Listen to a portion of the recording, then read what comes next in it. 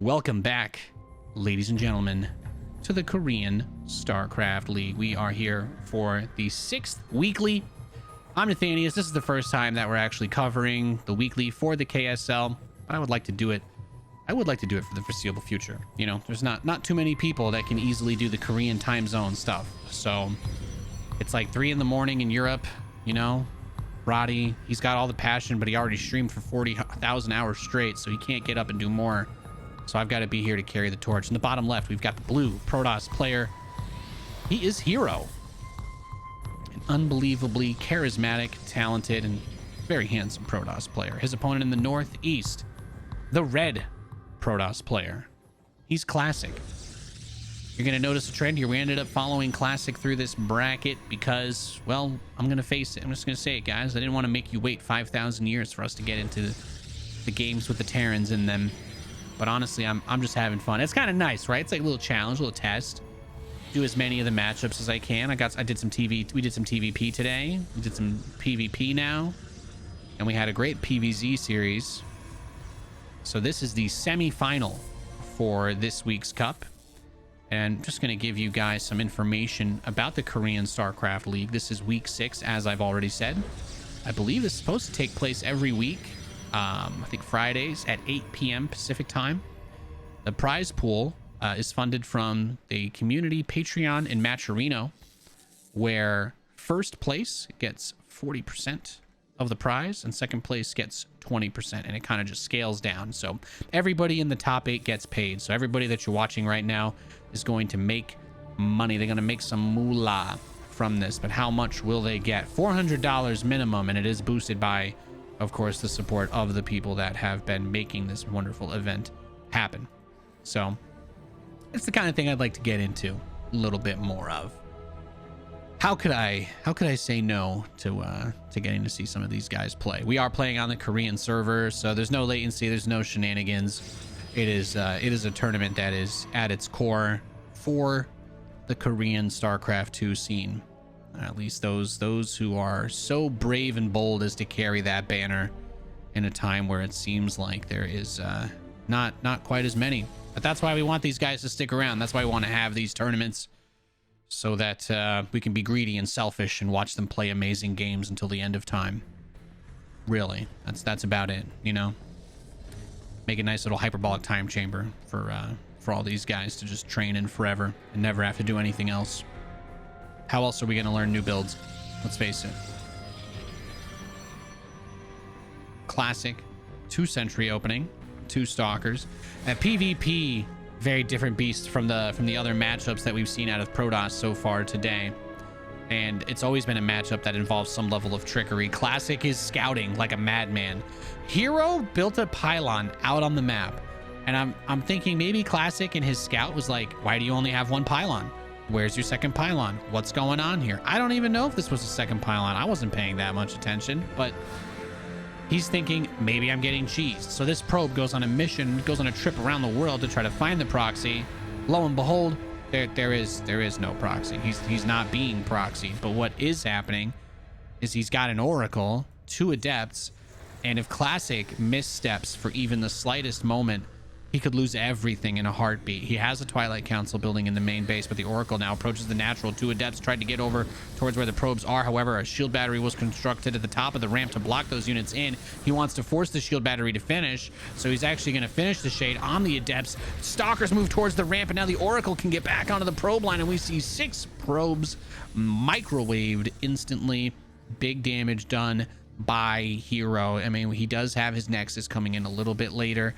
That probe production doesn't speed up as fast. Classic did get forced to build this shield battery that he now has to destroy so that he can go out of his own base, and you don't always want to have to do that, but he makes the earlier investment into the economy and then he loses what he gained from it. So herO says, I smell blood in the water, and he has absolutely been the hottest Protoss in my opinion. I don't know what the stats say. I don't know what the nerds on Team Liquid say, but CJ Entis herO, that's what I'm going to call him until the end of time. He's my boy. He's absolutely my boy. There's that gateway going up right outside. It's beautiful when I can zoom out and see the proxy and the main base production at the same time. This is what I live for when I'm commentating PvP. And of course it's going to be blink, because why wouldn't you? Why wouldn't you want to have a little blink on blink action? You can go up and down that cliff in the main base. You've got a lot of space to work with. And frankly speaking, if you missed Classic versus DRG, I mean, Classic's got some pretty nuts blink micro. He was going up and down the cliff and juggling a Colossus. He's like, I'm just going to do the terrain bypass build. And it almost worked. Almost. +2 Zerglings are pretty good, though. Not good enough to stop Classic from making it this far, though. So he just took out DRG on his way up here. So certainly a tough strength of bracket. But herO is looking to bring the pain. One of the absolute best of the best for a reason. He just blinks right in immediately. Zero regard for his own well-being. And then he's just going to move command up the ramp. Oh, my goodness. Try stasis trap the main base at the same time. So he depowers the gateways. He just says, I don't want you to be able to build units because I've got a proxy. And now my ability to make more units and come after you is better than your own ability to make units inside of your own base. So here we are. 14 stalkers for herO versus 7 of Classic, and 3 sentries are not going to make up the difference. There's shield battery. He's not even close to it. He's out of range of the battery, so he pulls him over, blinks under the ramp, catches him, and just rips everything here to pieces. herO doing what he does best. Shield battery completely drained. There has not really been a counterattack opening for Classic. He built a pylon. He's going to drop a gateway. But he needs to get the boot off of his neck, and he is struggling right now. There it is, another aggressive blink, and herO will take game number 1. Nice solid start there for him. Nice solid start for herO. That's what we expect. He is like a gateway monster. He will absolutely beat you to death every single game if you give him the chance. That is what herO does. Just a very tempo-oriented player. We're going to go to Royal Blood for game 2.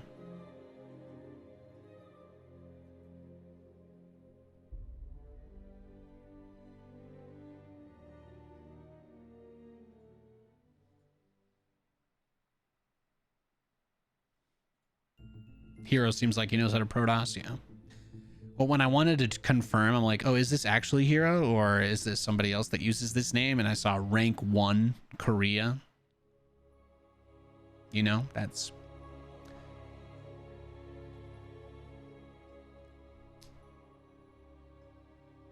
a hard spot to win trade your way up to, is all I'm going to say.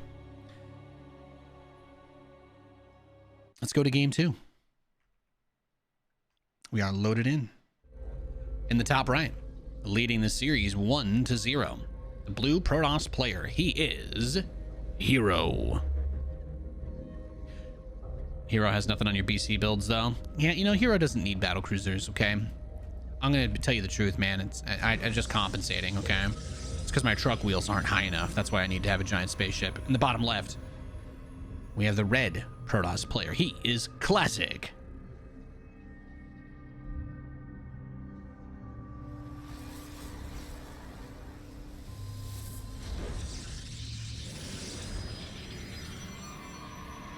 Sometimes warping in Protoss buildings just kind of look like that eyeball, you know, Eye of Sauron. Well, once it turns into a giant blue blob, then it doesn't look quite as cool, but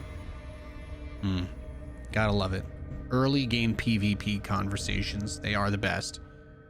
Probes both go right past each other in the middle, but herO is the one that turns his probe around. So is this another fake out? Is he gonna drop a pylon here and then just leave Classic wondering where? Yeah, this looks like a bait. Looks like it's a bait pylon. Classic just continues to mosey around. There's nothing really crazy to see here. And herO obviously isn't probe scouting because he sent it back over here. So what's the play? He builds the cybernetics core. And he's still... Okay. Well, let's see it. Yep, second pylon's going to be outside the base. Classic builds his inside his base. It doesn't really matter because herO's not scouting him, so there's no mind game at play. But if you're Classic, you're wondering, he didn't pull a probe? He didn't pull a probe to build another pylon? How is he not supply blocked? What's going on here? It's because the pylon's outside of his base. It's just to mess with you.